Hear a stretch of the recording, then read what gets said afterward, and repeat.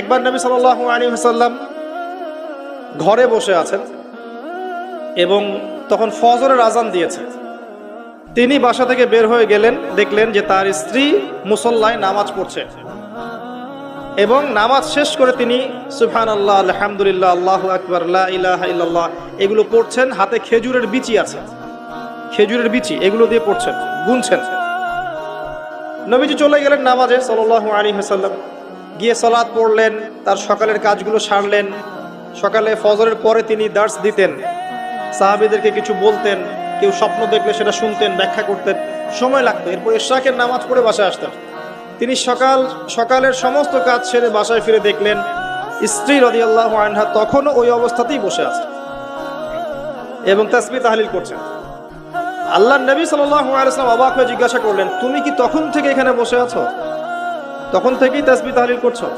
তার স্ত্রী বললেন, হ্যাঁ ইয়া রাসূলুল্লাহ সাল্লাল্লাহু আলাইহি ওয়াসাল্লাম। তখন নবীজি বললেন, আমি তোমার এখান থেকে বের হওয়ার পরে মাত্র 5টা কালিমা 3বার পড়েছি। কয়টা কালিমা? মাত্র 5টা কালিমা আমি 3বার পড়েছি। তুমি যতক্ষণ আমল করেছো এই আমলটাকে যদি এক পাল্লায় রাখা হয় আর আমারটাকে আরেক পাল্লায় রাখা হয়, আমারটা ভারী হবে বলে আমি আশা করি। সেটা কি? সেটা হচ্ছে, এক, আমার সাথে বলেন সুবহানাল্লাহি ওয়া বিহামদিহি। 2, আদাদা খালকিহি।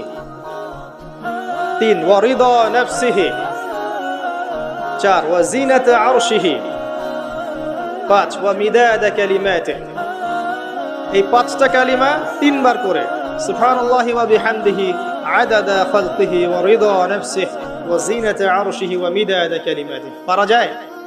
সকালে 3বার বললে এই দেখেন 3, 4, 5 ঘন্টার ইবাদতের নেকি পাচ্ছেন আপনি।